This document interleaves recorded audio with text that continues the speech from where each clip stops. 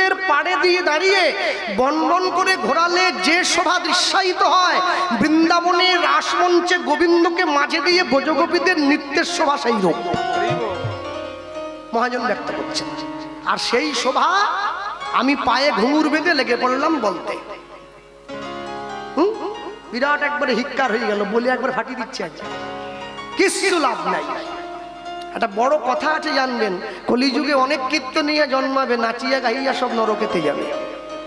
কেন বলুন তো? আমরা হরিনামও গাই, আমরা ডিম সিদ্ধও খাই, কারণ ডিম না খেলে দমটা পাওয়া যায় না আর কি। সকালবেলা দুটো কাঁঠালি কলা আর দুটো ডিম সিদ্ধ। আপনি কীর্তনও করবেন, আবার হরিনামও করবেন, ডিম সিদ্ধও খাবেন, তা করলে হয় নাকি?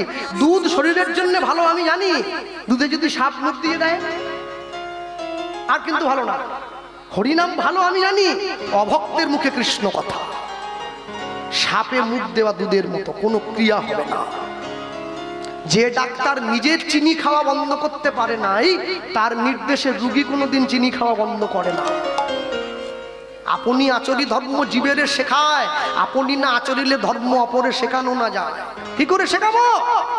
আজ পর্যন্ত কোন মুসলমানকে দেখলাম না লাল একটা জিন্সের প্যান্ট পরে, একটা চকমকে চকমকে গেঞ্জি পরে মসজিদে যাচ্ছে নামাজ পড়তে। লুঙ্গি পরে, পাঞ্জাবি পরে, টুপি পরে, তারপরে মসজিদে যায়। ধর্মের কি বোঝে আমার জানার দরকার নেই।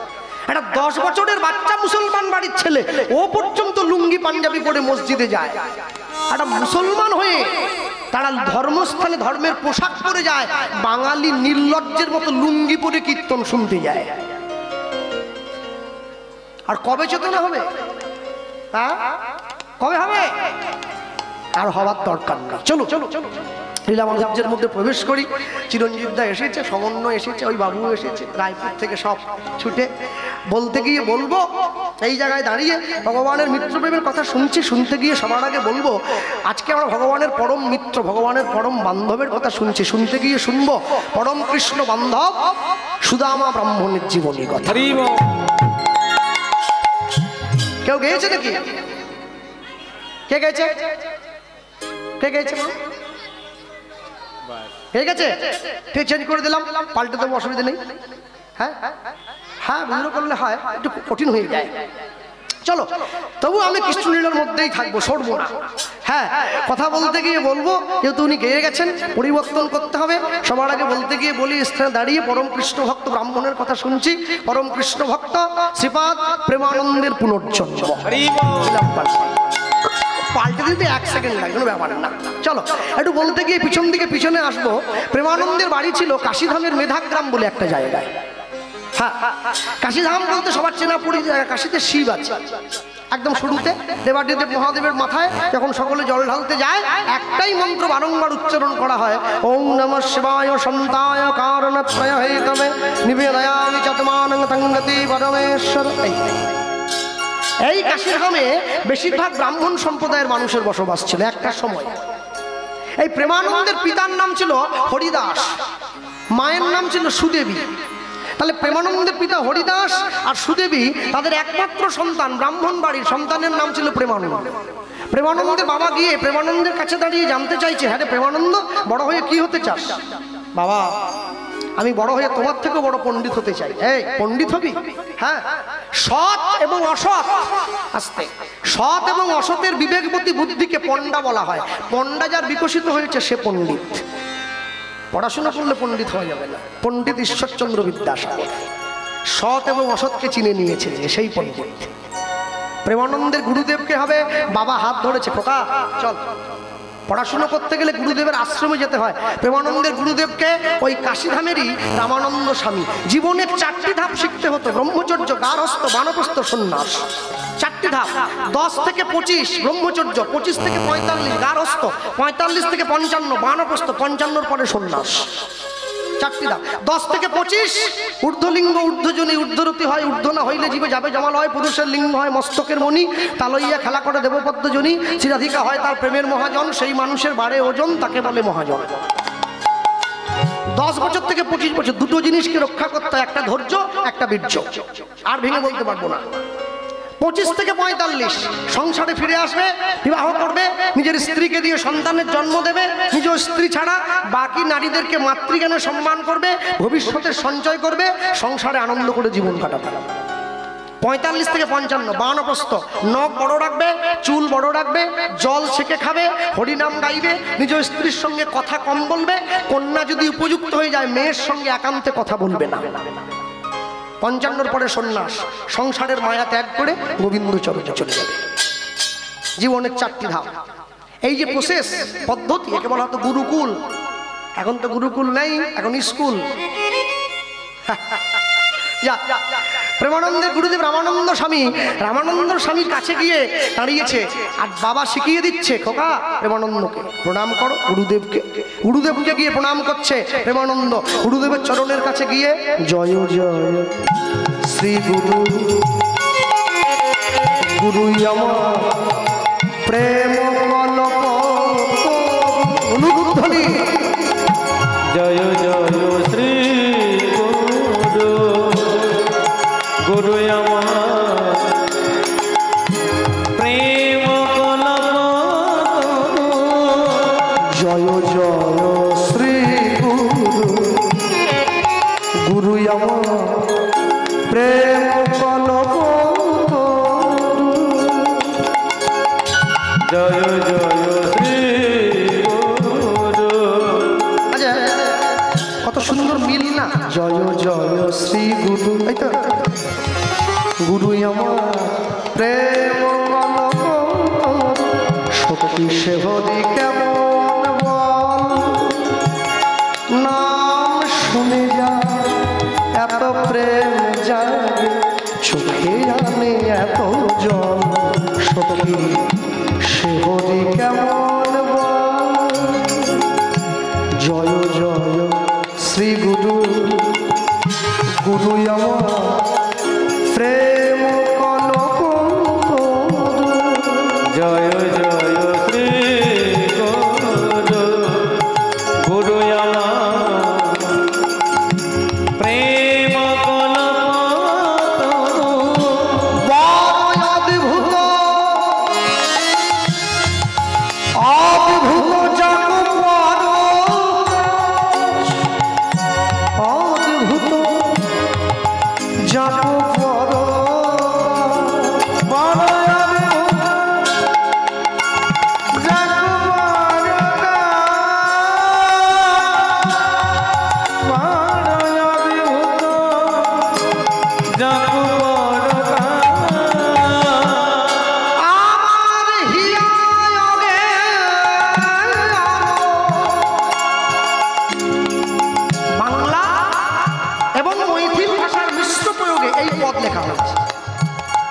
কীর্তন জগতে যারা দীর্ঘদিন ধরে কীর্তন শুনছেন, কীর্তনের সঙ্গে যুক্ত, গোটা ভারতবর্ষ জুড়ে বৈষ্ণবীয় সাহিত্যে কম করে 3.5 থেকে 4 লক্ষ পদের সমাহার আছে।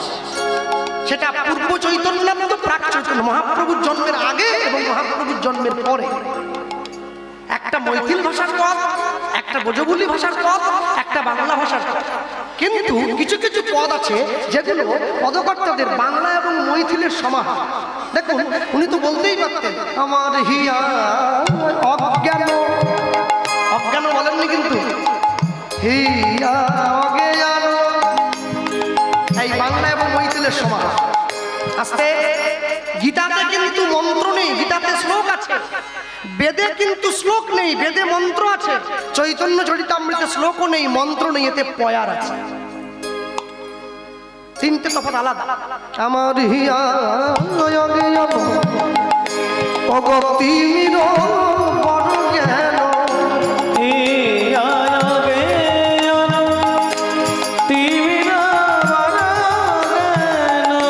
এতদিন পর্যন্ত আমার হৃদয় অন্ধকারে ছিল।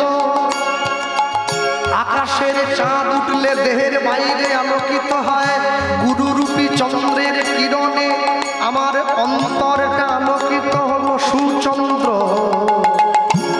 কিরণে করুণা, সুচন্দ্র কিরণে করুণা, আমার অজ্ঞান আধার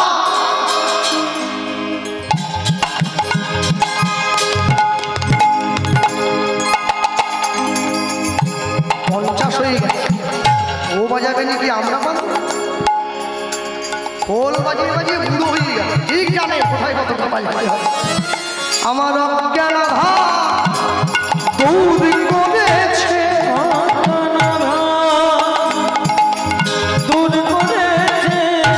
জ্ঞানের বাতি চলায় দিয়ে বলি পরম দয়াল শ্রী গুরুদেব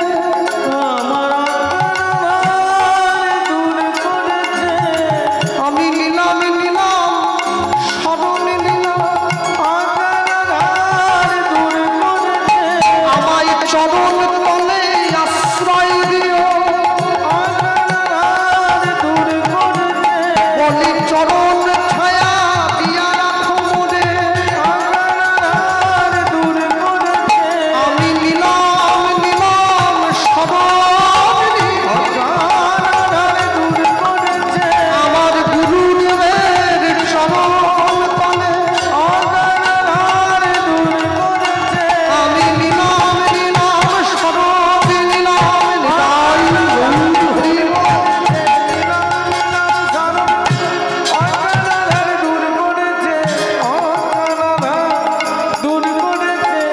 জ্ঞান সুচন্দ্রকে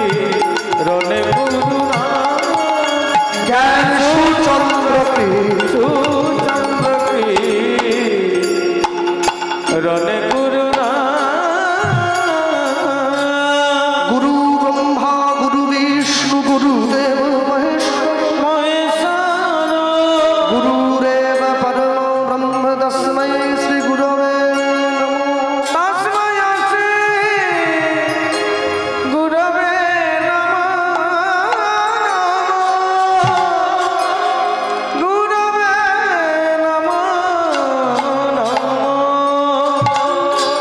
গুরুদেবের চরণে প্রণাম জানিয়েছি।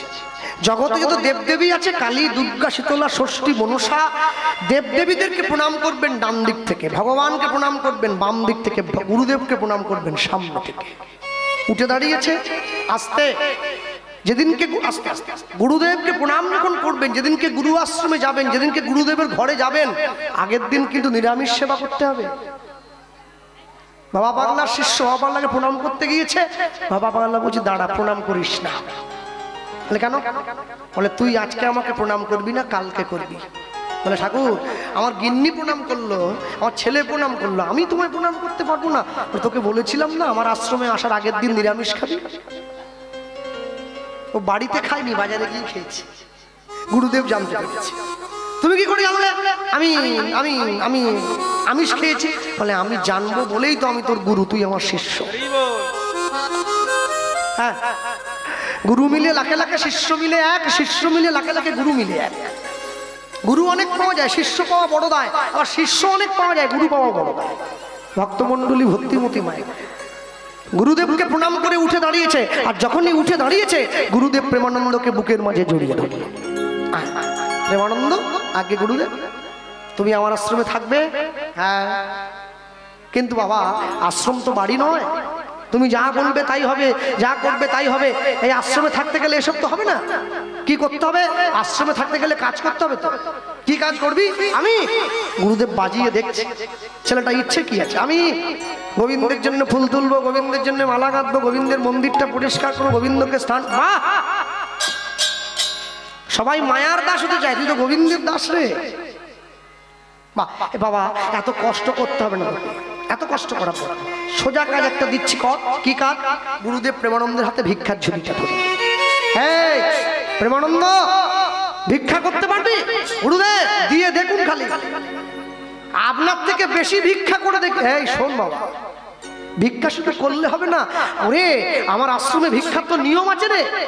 আর ভিক্ষার আবার নিয়ম কি? প্রত্যেক বাড়িতে যাবো, করতাল বাজিয়ে নাম গাইবো, মানুষকে বলবো দাও দাও কিছু দাও, না না হবে না। কি করতে হবে? একটা কাজ কর। কি কাজ করবো গুরুদেব? শোন, প্রত্যেক দিন 21টা করে বাড়িতে যাবে, একটা বেশিও না একটা কমও না। প্রত্যেক বাড়ির থেকে এক মুঠো করে নিবি, একটু বেশিও না একটু কমও না। এক মুঠো করে নিয়ে 21টা বাড়ির থেকে 21 মুঠো ভিক্ষা এনে আমার হাতে দিবি। যা পাবি আমি সেই দিয়ে রান্না করে গোবিন্দকে সেবা দেবো, তারপরে প্রসাদ পাবো।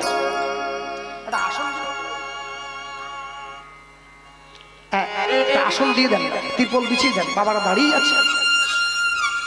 জায়গা আমাদের একটু সংকট হয়েছে, মায়েরা দূরে বসে আছে, হ্যাঁ একটু পর পর ভাবছে আমাকে, ওই দূরে চলে গেছে, দেখেছো? হ্যাঁ সামনে গিয়ে যান।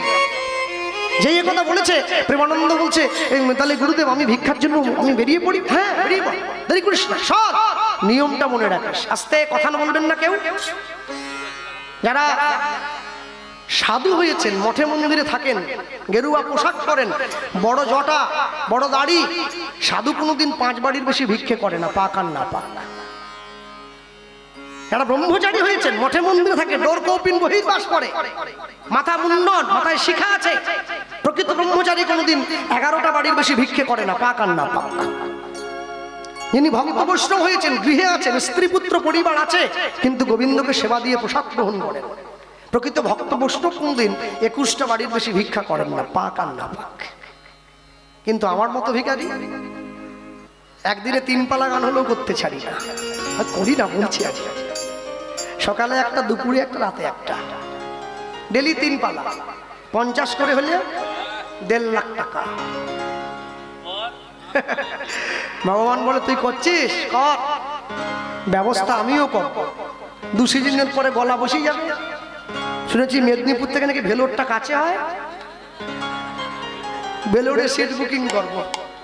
যা টাকা রোজগার করছিলি বস্তা পুড়ে ডাক্তারকে দিয়ে আসতে হবে। তারপরেও ডাক্তার বলবে 2 বছর গান বন্ধ, লোভে পাপ, পাপে মৃত্যু। যে ব্যক্তির 500 সুগার আছে না, ও মিষ্টির দোকান দেখলেই টানা হয়ে চলে যাচ্ছে, বলে মিষ্টি আমাকে টানছে। মিষ্টি টানে না, আপনার মরণ আপনাকে টানছে, আপনি খেলেই মারা পড়বেন।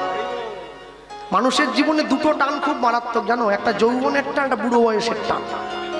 যৌবনের টানে যদি কেউ বাদ দিতে না পারে ভবিষ্যৎ শেষ হয়ে যাবে, আর বুড়ো বয়সের টানে বাদ দিতে না পারলে একদম জীবন শেষ হয়ে যাবে। 90 বছর বয়সে গিয়েও মনে হয় আরেকটা বিয়ে করতে পারলে ভালো হতো, এটাকে মরণের টান বলে। রামকৃষ্ণদেব গিরিশকে বলেছিলেন, গিরিশ বৃদ্ধ বয়সের টান বাড়াসনি, জীবন কিন্তু টানা হয়ে নদীতে চলে যাবে। গিরিশ থেমে গেছে বলা মাত্র। হ্যাঁ মনে রাখবেন, প্রেমানন্দ ভিক্ষার ঝুলিটা নিয়ে নিয়েছে, ভিক্ষার ঝুলিটা নিয়ে মানুষের দরজায় চলে যায়। মানুষের দরজায় গিয়ে, মানুষের কাছে গিয়ে ভিক্ষার জন্যে ভিক্ষার ঝুলিটা বাড়িয়ে দিয়েছে। ভক্তমণ্ডলী, ভক্তিমতী মায়েরা, আর এই ভিক্ষার ঝুলিটা কাঁধে নিয়ে চলে যাচ্ছে। আজকে মনে কিন্তু বড় আনন্দ, কেন গুরুদেব আমাকে আশ্রয় দিয়েছে। এর থেকে বড় সুখ কি হতে পারে? এর থেকে বড় আনন্দ কি হতে পারে? এর থেকে বড় সুখ আমার জীবনে কিছু নেই। ভিক্ষার ঝুলিটা কাঁধে নিয়ে প্রেমানন্দ চলে যায় ভিক্ষা করবার জন্য। হ্যাঁ, আর ওই যে ভিক্ষা করবার জন্য মানুষের দরজায় দরজায় ঘুরছে, আমায় ভিক্ষা দাও গো। মনে পড়ে গেল, অনেক পুরোনো গান, চাপা পড়ে গেছে। নগরবাসী ভিক্ষা দাও আমার, হলুদ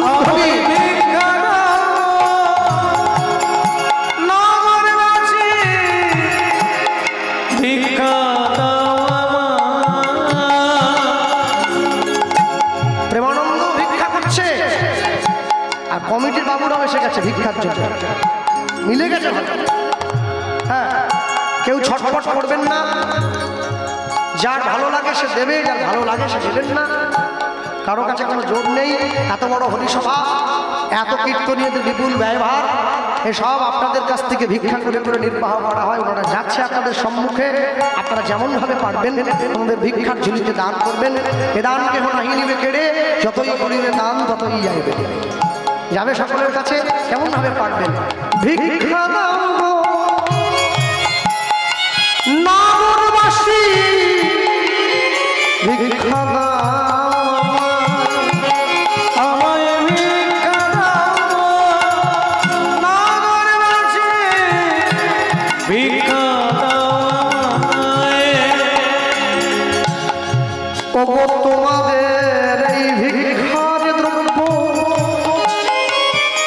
মোর পাবে শ্যামরায়, শ্যামরায় পাবে শ্যামরায়,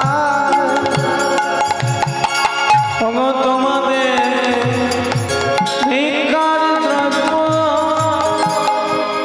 পাবে শ্যামরায়,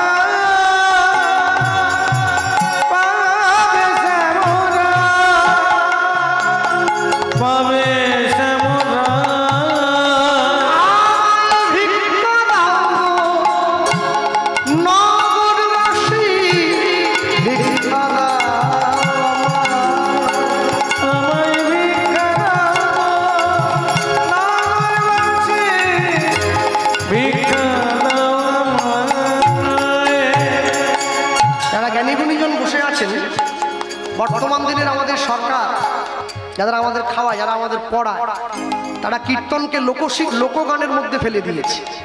কীর্তনও যা বাউলতা, কীর্তন লোকসঙ্গীত নয়। আস্তে কথা না, কেউ কথা বলবেন না, বদনে ছটপট করবেন না। কীর্তন লোকসঙ্গীত নয়। কীর্তন লোকগান হতে পারে? কোনোদিন হতে পারে না। পৃথিবীতে যত রকমের উচ্চাঙ্গ সঙ্গীত রয়েছে, সমস্ত উচ্চাঙ্গ সঙ্গীতের মধ্যে একটা স্থান হচ্ছে কীর্তনের। কারণ কীর্তন গাইবার জন্য যে কণ্ঠের প্রয়োজন হয় তাকে উচ্চ কণ্ঠ, যা বিশ্বকবি রবি ঠাকুর স্বীকার করেছেন। পৃথিবীর যত বড় বড় গায়ক গায়িকা সকলে এক বাক্যে স্বীকার করেছেন যে কীর্তনকে উচ্চাঙ্গ সঙ্গীতের মধ্যেই ফেলা হোক। যাদের বাড়ির ছেলেমেয়েরা গান বাজনার সঙ্গে যুক্ত, কেউ কোনো বাড়ির ছেলে রবীন্দ্রসঙ্গীত শেখে, কেউ আধুনিক গান শেখে, কেউ পল্লীগীতি শেখে, কেউ ক্লাসিক্যাল গান শেখে, কেউ লাইভ ক্লাসিক শিখছে, কেউ পিওর ক্লাসিক শিখছে। সকলে শুনুন, কীর্তনের মধ্যেও সুর আছে। আমি গাইতে পারি না, এটা আমার যোগ্যতার অভাব। কীর্তনকে দোষ দেবো কেন? গান শুরু, ভিক্ষা দাও গো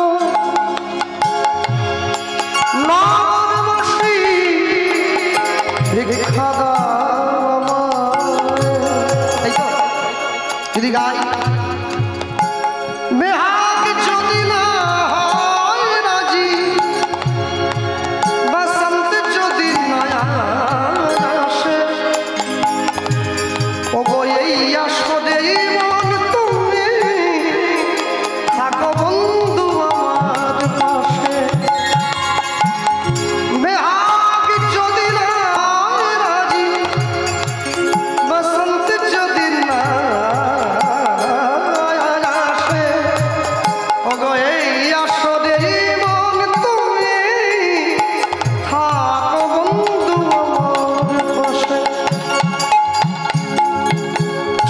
সুরটাকে একটু কোমল করি, চেষ্টা করতে পারি।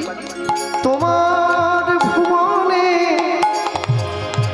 ফুলের মেলা, আমি কাঁদি সাহারা। তোমার ভুবনে ফুলের মেলা, আমি কাঁদি সাহারা। ও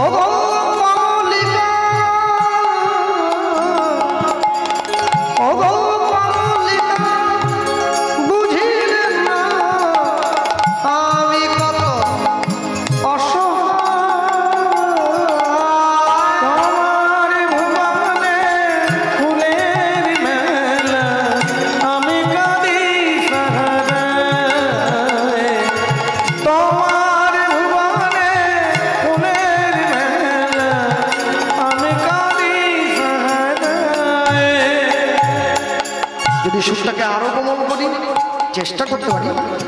আগুনের পরশমণি ছোঁয়াও প্রাণে,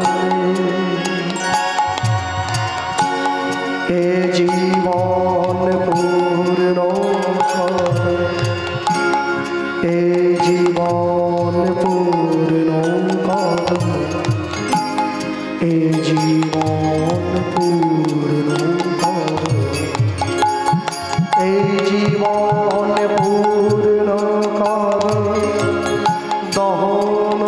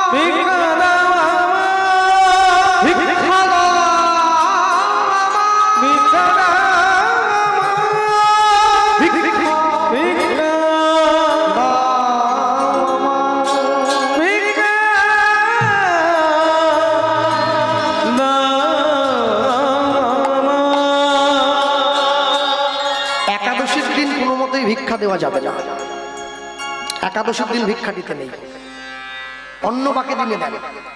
তাহলে মুষ্টি ভিক্ষা করিয়া যায় প্রেমানন্দ, জয় প্রেমানন্দ, তা দেখিয়া নগরবাসীর মনেতে আনন্দ, মনেতে আনন্দ। প্রেমানন্দ ভিক্ষা করে নিয়ে গুরুদেবকে দেয়, গুরুদেব রান্না করে ভগবানকে সেবা দেয়। আস্তে এইখানে বলার আছে, প্রেমানন্দ এর তো বড্ড কথা বলে তো।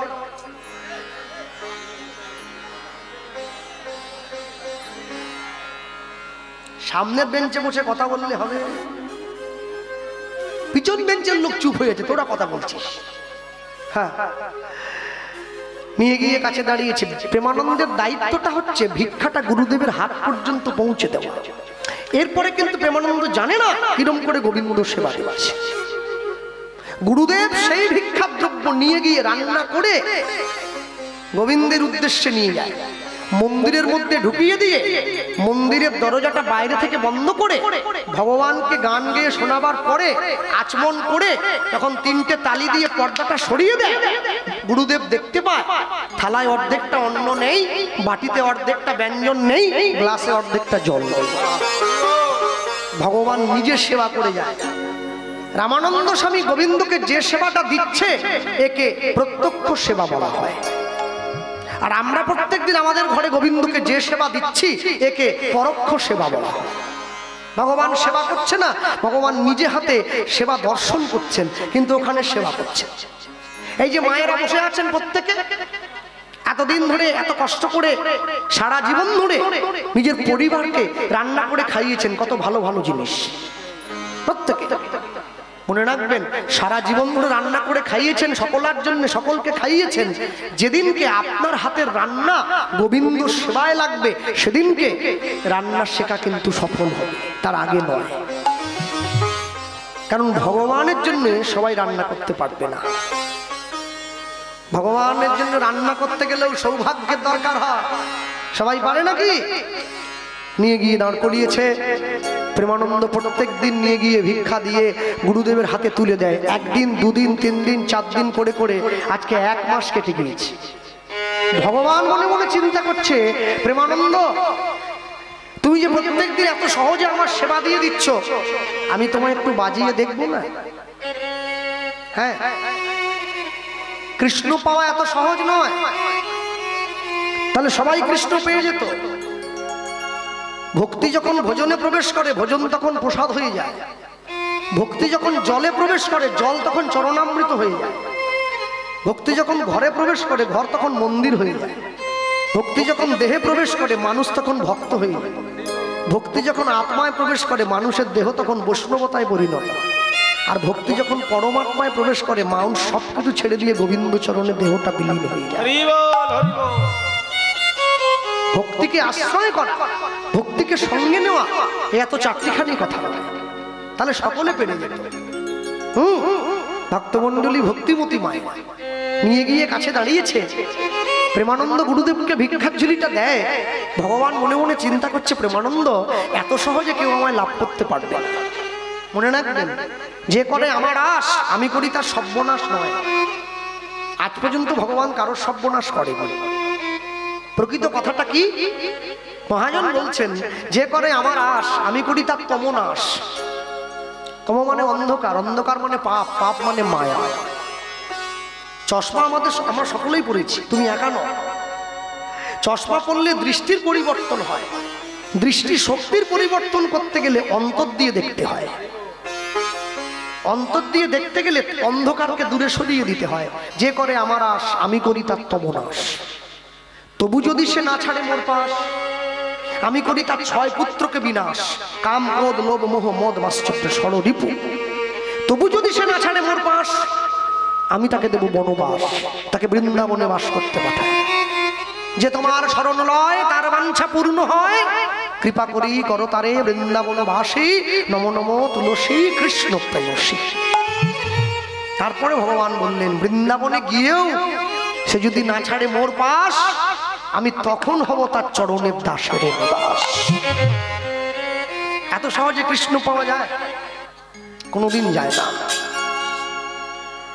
কৃষ্ণ পেতে গেলে দরকার হয় আকুলতা, কৃষ্ণ পেতে গেলে ব্যাকুলতা, কৃষ্ণ পেতে গেলে চোখের জল, কৃষ্ণ পেতে গেলে কষ্ট, কৃষ্ণ পেতে গেলে দুঃখ, কৃষ্ণ পেতে গেলে সবার আগে যেটা দরকার, কহে মীরা বিনা প্রেম সে নাহি মিলে নন্দলালা। গিরিশ ঘোষ রামকৃষ্ণদেবকে গিয়ে প্রশ্ন করছে, ঠাকুর তোমার নাম তুমি নিয়ে নাও। রামকৃষ্ণদেব বলছে, হ্যাঁ রে গিরিশ, নাম কি নলেন গুড়ের মিষ্টি রে যে নিয়ে নেবো? কিন্তু তুমি যে আমাকে বলছিলে নাম জপ করতে হবে, ঠাকুর আমার সময় নেই। কি করিস, সময় নেই? সকালে উঠলাম, সমস্ত প্রাতঃস্মরণীয় কাজ সেরে এইবারে একটু মুখে মাজন টাজন দিয়ে একটু নিজের রোজগারের চিন্তা করা হয়, তারপর একটু বন্ধুদের সঙ্গে আড্ডা, এই করতে করতে গিন্নি বাজারের ব্যাগটা দিয়ে দেয়। তোমার বৌমা যেই বাজারের ব্যাগটা দিল, আমি নিয়ে বাজারে গেলাম, বাজার করে ঘরে এলাম, বৌমার সঙ্গে হাঁটাহাঁটি কর্ম করতে হয়। তারপর এই করতে করতে দুপুর হয়ে যায়, দুপুরবেলা খেয়ে দিয়ে ঘুমোতে হয়।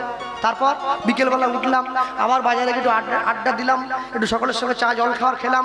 সন্ধ্যেবেলা যাত্রা থিয়েটারে রিহার্সেলে যেতে হয়, নিজের লেখালেখি করতে হয়। তারপর রাত্রিবেলা খেলাম, খেয়ে দিয়ে যেই বিছানায় গেলাম, তোমার বৌমা বলে আমায় একটু ভালোবাসো। রামকৃষ্ণদেব বলে, শেষেরটা কি বললি? রাত্রিবেলা খেলাম না, তারপরে তোমার বৌমার কাছে গেলাম ঘুমানোর জন্য, বৌমা বলে আমায় একটু ভালোবাসো। রামকৃষ্ণদেব বলছে, বৌমাকে ভালোবাসতে বাসতে হরিনাম কর।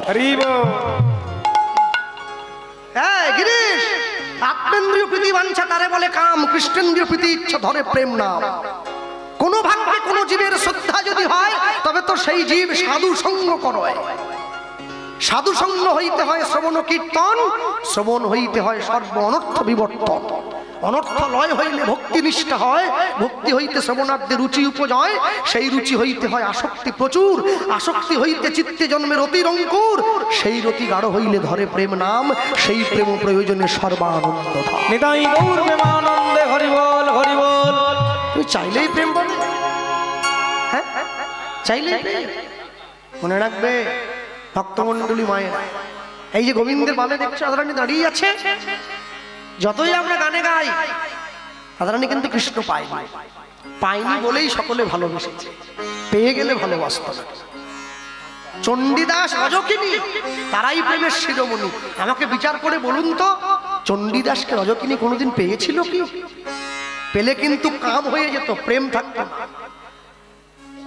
রাধারানী কাকে পেয়েছিল? আয়ানকে পেয়েছিল। আয়ানের সঙ্গে প্রেম নয়, আয়ানকে পেয়েছে কামের সম্পর্কে, গোবিন্দকে পেয়েছে প্রেমের সম্পর্কে। প্রেম আর কামকে এক করে দিলে হবে না তো।